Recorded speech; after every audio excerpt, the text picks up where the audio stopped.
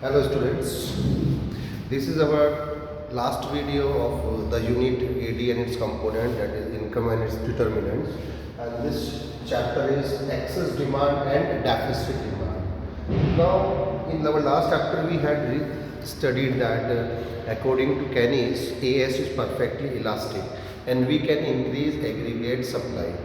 But in case the aggregate supply has reached the maximum level, that further it cannot be increased. So what happens when aggregate supply cannot be increased? As we know that this is the aggregate demand at full employment. जब हम full employed होंगे तो aggregate demand इतनी हो सकती है और ये हमारा AS है. तो ऐसे में ये जो है हमारा ये इक्विलिब्रियम होगा. अब अगर डिमांड इससे ज़्यादा हो गई, यानी एग्रीगेट सप्लाई फुल एम्प्लॉयमेंट पे पहुंच चुकी है, उससे ज़्यादा उसको नहीं बढ़ाया जा सकता. ऐसे में एक सिचुएशन आएगी, ये गैप क्रिएट होगा ADF और ADP में. जब ADP ज़्यादा होगा ADF से, तो ये जो गैप क्रिएट हुआ इसको कहते हैं हम एक्सेस डिमांड. जब AD ग्रेटर देन होगा AS से, वो एक्सेस डिमांड नहीं है, ये नहीं है एक्सेस डिमांड. एक्सेस डिमांड तब होता है जब AS परफेक्टली, जब AS मैक्सिमम हो गया हो और उससे ज़्यादा उसको नहीं बढ़ाया जा सकता. यहाँ पर हम देख रहे हैं कि aggregate demand full employment level पर है और उससे कम डिमांड नहीं. तो ये जो गैप क्रिएट हुआ है, ये गैप है, ये है डेफिसिट डिमांड. ये गैप है डेफिसिट डिमांड. तो यहाँ पर क्या हो रहा है, जितना हमने फुल एम्प्लॉयमेंट का आउटपुट कर सकते थे, डिमांड उससे कम है. तो ऐसे में जो गैप क्रिएट होगा डेफिसिट डिमांड का होगा. जब डेफिसिट डिमांड होगी, डिमांड कम रहेगी, सप्लाई ज़्यादा रहेगी, ऐसे में आउटपुट बचा रह जाएगा, तो वो कोज करेगा डिफ्लेशन लाने का, मंदी आएगी. और जिसमें एक्सेस डिमांड होगी उसमें इन्फ्लेशन आएगा, उसकी वजह से इन्फ्लेशन आता है. सो inflation means when there is excess demand and there is rise in the price. Deflation means when the market is very weak and low and due to which it causes deflation. So अब बात आती है कि कैसे economy ठीक करती है. पहले वाले में केनीज ने कहा था कि एम्प्लॉयमेंट लेवल को आप बढ़ाइए, वो बढ़ जाएगा. लेकिन एक टाइम आता है कि जब एम्प्लॉयमेंट को आप चाहकर भी नहीं बढ़ा सकते, because it has reached the optimum level.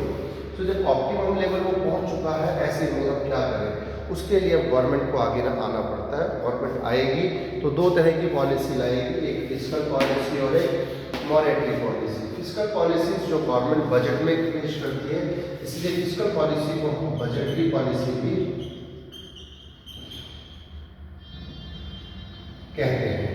अब गवर्नमेंट एक्सपेंडिचर क्या करेगी, गवर्नमेंट एक्सपेंडिचर अगर इन्फ्लेशन है, अगर इन्फ्लेशन है तो गवर्नमेंट एक्सपेंडिचर को कम करेगी, और अगर डिफ्लेशन है तो उसको बढ़ाएगी. जैसे कि सड़कें ज़्यादा बनवाएगी अगर डिफ्लेशन है, अगर फैक्ट्री ज़्यादा लगाएगी यानी इन्वेस्टमेंट करेगी.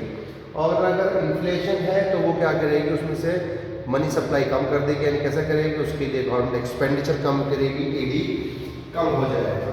सब्सिडी गवर्नमेंट जब इन्फ्लेशन होगा तो कम देगी और जब डिफ्लेशन होगा तो ज़्यादा देगी. सब्सिडी देने से ज़्यादा AD बढ़ता है. टैक्स को इंक्रीज करेगी जब इन्फ्लेशन होगा और डिक्रीज करेगी जब डिफ्लेशन होगा. इस तरह से गवर्नमेंट फिस्कल पॉलिसीज या बजटरी पॉलिसीज गवर्नमेंट बजट में लाएगी. जब मॉनेटरी पॉलिसी की बात करें हम, तो मॉनेटरी पॉलिसी लाने से CRR को क्या करेगी, जब इन्फ्लेशन होगा, अगर हम कहें इन्फ्लेशन है और हम कहें डिफ्लेशन है, तो अगर इन्फ्लेशन है तो CRR को इन्फ्लेशन के टाइम में ज़्यादा बढ़ाएगा ताकि मनी सप्लाई कम, इसको बढ़ाएगा मनी सप्लाई कम, इसको दोनों को बढ़ाएगा मनी सप्लाई कम, इन दोनों को बढ़ाएगा मनी सप्लाई कम. मार्जिन रिक्वायरमेंट भी बढ़ा देगा, क्रेडिट रेशनिंग लगाएगा यानी इम्पोज करेगा, और मॉरल सुएशन भी बिल्ड करेगा. और डिफ्लेशन में ये कम हो जाएगा, ये कम हो जाएगा, ये कम हो जाएगा, ये कम हो जाएगा.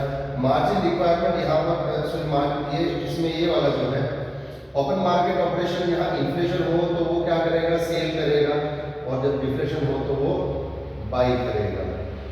मोरल प्रेशर बिल्ड करेगा, वो रिमूव करेगा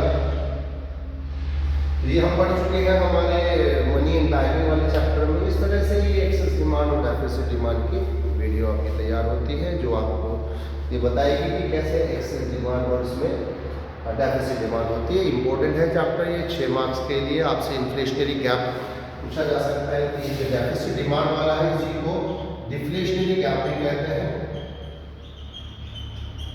और जो ये है इसको हम इन्फ्लेशनरी गैप भी कहते हैं। So this is all about this unit. Thank you very much.